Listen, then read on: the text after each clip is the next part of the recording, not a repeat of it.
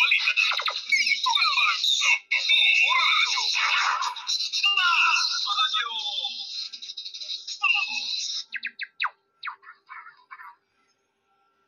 Radio Philippines presents Christmas Around the World.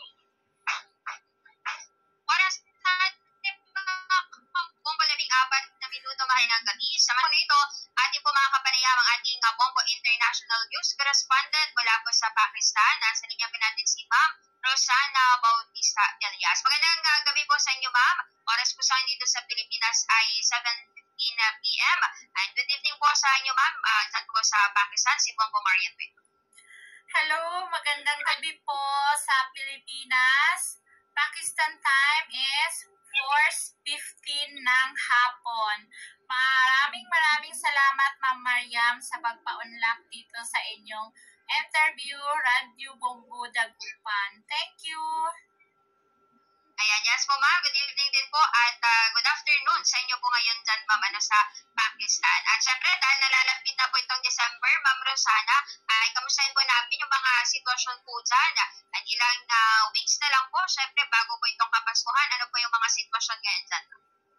Well, dito naman po talaga sa area kung saan ako is, nasa bulubundukin po ako ng Pakistan. Wala po talagang Christmas dito na celebration. Ang mga Pilipino nating kababayan is nasa city sila almost. So, ako naman dito, dalawa lang kaming Pinay dito, magkalapit. So, wala kaming Christmas dito kasi dito sa bukid namin is mostly religious sila. Iba yung kanilang mga occasions, iba din yung occasion natin ng mga Pilipino. So, wala talagang Christmas dito sa amin, sa bukid dito. Pero sa city, meron po tayong mga kababayan doon na nagsiselebrate po sila. Okay po. And meron ba kayong siguro, Ma'am, any information po na paano po kapag nagsiselebrate po ng Christmas around po sa city, Ma'am, ng Pakistan, dahil you mentioned po na doon po usually nagsiselebrate po talaga ng Christmas. Yes po, mga kababayan natin nag-uusap sila, naggrupo-grupo sila na that day mag-celebrate sila kasi meron din silang trabaho. So, nag-uusap-usap sila kung kailan sila, anong araw, anong pizza. So, masaya sa city kaysa dito. Saka sa mga mall, sa mga malalaking establishment sa city, meron na rin makikita doon ng mga Christmas lights, Christmas decorations. Pero dito talaga sa amin, wala talaga dito, as in. Okay po. At ano usually po, Ma'am Rosana, yung mga inihahandang mga pagkain ay tuwing Christmas po around sa city po ng Pakistan, Ma'am? Yes, doon naman sa atin, normal lang yung nandyan yung pancit, nandyan yung manok, nandyan yung biko. Yung Filipino food talaga, kung ano yung pagkain natin dyan sa Pinas, meron din naman po dito sa sa Pakistan City. Ano po yung mga kababayan natin, kanya-kanya pong dala para saluhan po talaga. Okay po. Pero may mga taga-Pakistan po ba talaga, Ma'am, na mga locals po talaga ng Pakistan na nagsiselebrate, Ma'am, ng Christmas? Yes, meron din pong isang lugar dito na merong Christian na mga Pakistani. Hindi lahat Muslim dito. Meron din kaunting lugar na may mga Christian din ng mga Pakistani. Meron din mga Christian, Catholic, meron din dito na mga citizen. Meron din. Okay po. Yung pag-celebrate po ng Christmas dyan, Ma'am, sa Pakistan, around city, is parehas din sa atin, Ma'am, yung December 24 and 25, Ma'am, or sa kanila may iba pong sinusunod? Yes, same lang po sa atin. Same lang. Meron din countdown, mga ganyan. Same lang po ang araw. Same lang po. Okay po. At uso din po ba dyan, Ma'am, yung kapag Christmas, yung gift giving po? Yes, dito sa ating mga kababayan, exchange gift, ganyan, may party-party, sayawan, kasayahan po. Meron po talagang pinaglalaan na araw on that day, Christmas, sa kasayahan sa ating mga kababayan dito. Yun lang.